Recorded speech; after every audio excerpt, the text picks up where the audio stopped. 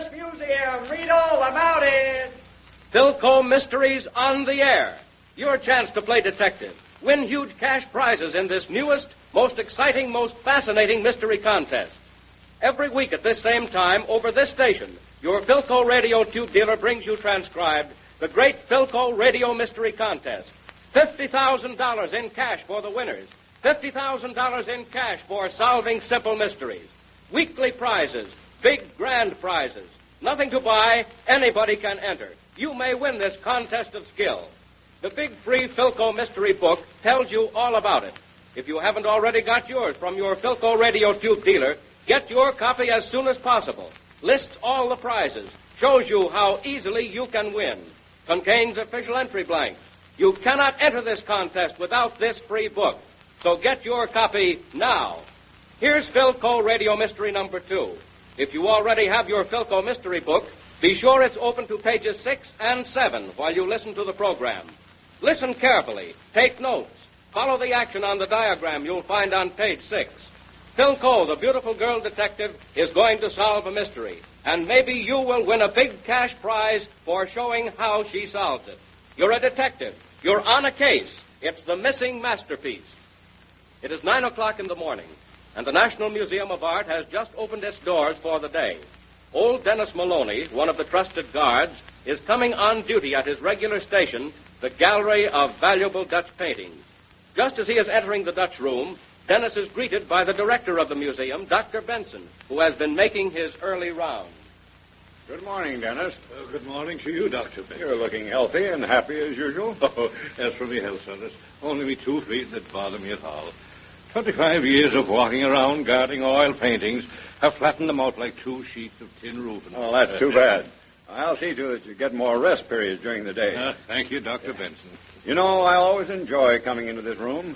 Those old Dutchmen certainly knew how to paint. Oh, indeed. And hello. What's this? Well, what do you mean? Why, look here, sir. This little table in front of the benches. Why, there's a crack in the glass top. Oh, somebody must have dropped something on it. Maybe so, but that glass wasn't cracked when I went off duty last night at 5. Say, I'll bet it was that goofy artist, Mr. Young, that done it. Young? Was he here when you left last night? Yes, sir. He had a permit to paint in here until 6 o'clock. And when I left, he was sitting on this bench making another copy of this little Vermeer. He, heaven help us. Well, what is it, Dennis? Well, look, this Vermeer, there's something different about it. Well, you're right. This is only a copy. Oh, the real one was here last night when I left. That Vermeer cost the museum $200,000. Oh, it was that artist, Father Young. Remember, I said he was here last night? Yes. And you say he was copying the Vermeer? Yes, sir. He always does. He's made more than one copy, too, during the past year. Maybe this is one of them. Has any other artist made a copy lately? No, sir. Not in the last 5 years. But shall I go into the hall and phone the police? No, wait, Dennis. I'll do the phoning myself. We can't accuse Mr. Young hastily. We won't call the police, though, just yet. I'll get a friend who'll work quietly. Yes.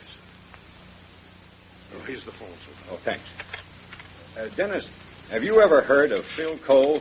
Coe? Oh, wasn't there a Detective Coe some years ago? That's the one. He was famous the world over for his work in crime detection. Phyllis is his daughter. Since his death, Phil has been carrying on her father's work. Hello? Is this Phyllis Coe? Hello, Phil. This is Dr. Benson at the museum. Someone has stolen our Vermeer. Yes, the woman baking bread. Can you come now? Splendid. Goodbye.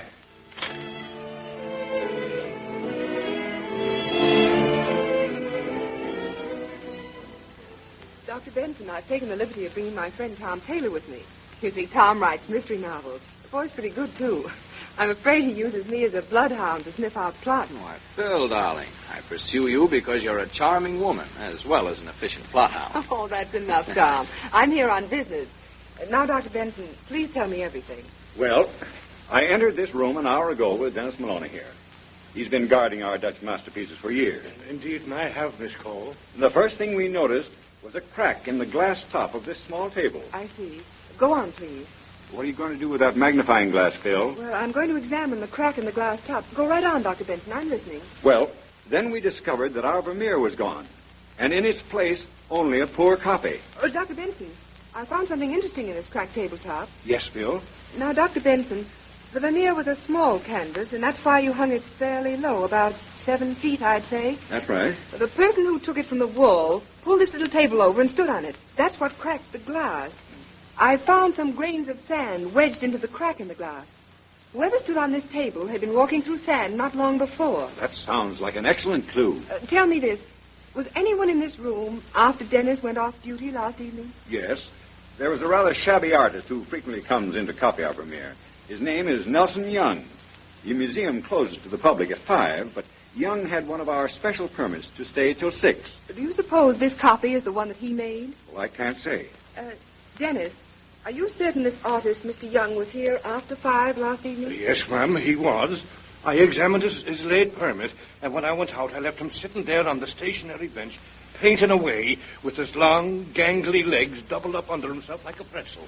Who checks up on the late permits when people leave the museum after the regular closing hour, Dr. Benson? The night watchman at the side door. Well, could an artist with a large portfolio easily walk right out with the picture? Yes. Well, who in addition to this chap Young had late permits yesterday? Well, there were 2 others. I picked their permits up at the office while I was waiting for you to arrive. Here, their names are on them. Oh, thank you. Marcia Bedell. Who's she, Dr. Benson? She's the daughter of old Amos Bedell, the retired banker. She's about 19, only child, and as in most cases of that kind, her father's a bit too indulgent. She's a spoiled young lady, and if I were her father, I'd turn her across my knee.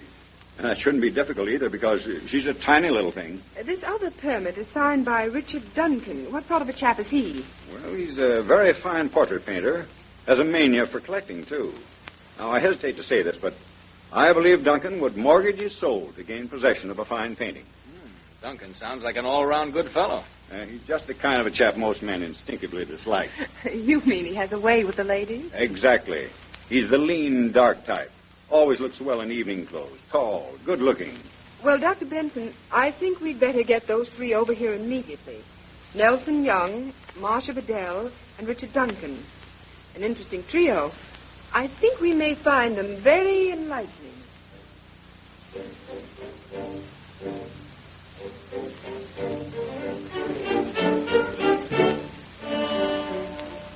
Please don't be so impatient, Mr. Duncan. We'll be finished here as soon as possible. But, Miss Coe, I tell you I left an important client to answer this insulting summons. And I had to give up an appointment with my hairdresser. Don't worry, Miss Bedell. Your hair looks lovely. Well, maybe it does, but I got it full of salt water yesterday at the beach, and it feels very uncomfortable.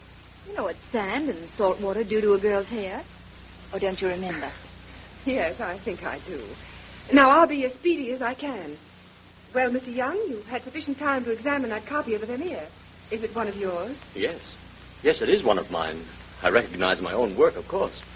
But the Vermeer, I can't realize that it's gone. It was so beautiful. If only Vermeer himself could have heard you saying that, it would have made him so happy. Oh, you needn't sneer, Duncan. After all, you bought one of my copies. Is that true, Mr. Duncan? Yes, I did buy one of his awkward daubs. Daubs? How can you talk like that? Just because you waste your time painting the vacant faces of the rich, you think you can Shut talk... your mouth. No, be quiet, you two, please. Yes, for goodness sake, stop Please, fighting. please, everyone. Miss Coe is doing her best. I apologize, Dr. Benson. Proceed, Miss Coe. Thank you, Mr. Duncan. You've admitted that you purchased a copy of the stolen Vermeer from Mr. Young, yet you called it a daub. If you thought that, why did you buy it? He continually whined about his lack of money. So I finally gave him $100 and took the copy so that I could have some peace while working here. Mr. Young, have you sold any other copies? Yes. Marcia Bedell bought one, too. She praised my work. Poor fool. I only bought it for the same reason Mr. Duncan bought his. I pitied you. I see. I see. It was all just charity. Mr. Young, how many copies of the Vermeer have you made? Only 3. Mr. Duncan's, Miss Bedell's, and one which I kept myself. Can you identify this copy left here on the wall by the thief? No, I'm sorry, but I can't. All 3 copies were practically identical. Come, Miss Coe. We're wasting valuable time. Surely you've discovered some clues. What are they? Well, the person who took the painting from the wall stood on this table, cracking the glass top. The person also obliged us by leaving a few grains of sand in the crack. Is that all? Yes, that's all. But aren't there any fingerprints or anything like that? There always are. Unfortunately, Miss Bedell, the fingerprints we're looking for are probably on the stolen Vermeer. Now, Mr. Duncan. Well? Where is the copy that you bought from Mr. Young? I sent it to an acquaintance of mine in Amsterdam. A Dutchman with very little artistic perception. And where is your copy, Miss Bedell? I gave mine away last Christmas. To whom? My sister. She lives in Buenos Aires. I see. Now, Mr. Young, where is the copy which you kept for yourself? I put it in storage with my furniture. Now, I have here the permits which the three of you turned in last night. Mr. Young left the museum at 5:35. Marcia Bedell went out at 5:50. And Mr. Duncan left exactly at 6. Are those times correct? Yes. Mr. Young, where were you working between 5 o'clock and the time you left? I was in this room, of course, studying the beautiful veneer. I was here all afternoon. And you, Miss Bedell, were you in the museum all afternoon, too? Oh, no. I didn't feel very well yesterday, so I stayed in bed at home until about 2 o'clock in the afternoon. Then I got up and had lunch, wrote some letters, and came here in a taxi. I got here about 4 and spent the whole time in the room across the hall, sketching some Rodin figures. There, you have my entire day. Thank you. Mr. Duncan, you were the last to leave here. How dramatic. I suppose you want an account of my actions? If you please. I worked at my studio until noon. After luncheon, I came here to the museum and spent the balance of the time studying the Matisse in the French gallery. Voila. Doubtless you will now proceed to turn me over to the police. No, Mr. Duncan.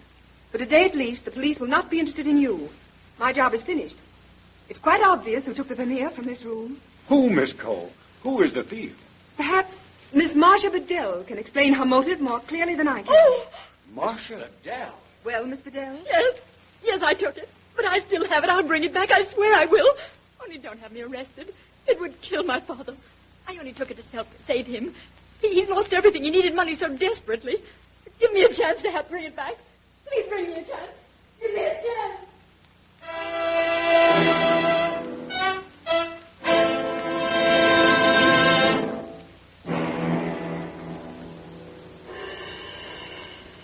Well, you never can tell. That Bedell girl might have got away with it, too, if it hadn't been for Phyl Coe, the famous girl detective. You have just heard Phyl Coe discover who stole the missing masterpiece. How do you suppose she found the guilty person? That should be easy for you. You heard what happened. You know everything Phyl knew. Why did Phyl suspect Marcia Bedell? Can you give 3 reasons for her suspicion? Sure you can. Then write down those 3 reasons just as well as you know how, and enter the Phyl Coe Radio Mystery Contest. $50,000 in cash prizes for the winners, over 2,000 weekly prizes, and 51 mammoth grand prizes. All the details are fully explained in the Phyl Coe Mystery Book, which your Phyl Coe radio tube dealer will give you free. Be sure you get your copy of this book. It contains the official entry blanks. You cannot enter this great contest without this free book. Besides, it will help you win. It's filled with diagrams, explanations, and all the rules and details. Follow carefully all the contest rules as they are explained in the Phyl Coe book.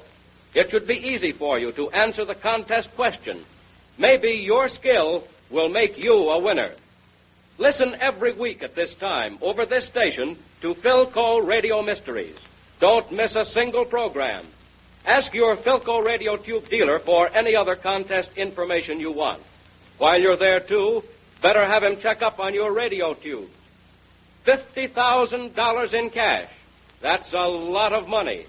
Next week, you have another opportunity to win your share of it. Phyl Coe, the girl detective, is going to solve the mystery of the death ray tube. Listen and see how good a detective you are.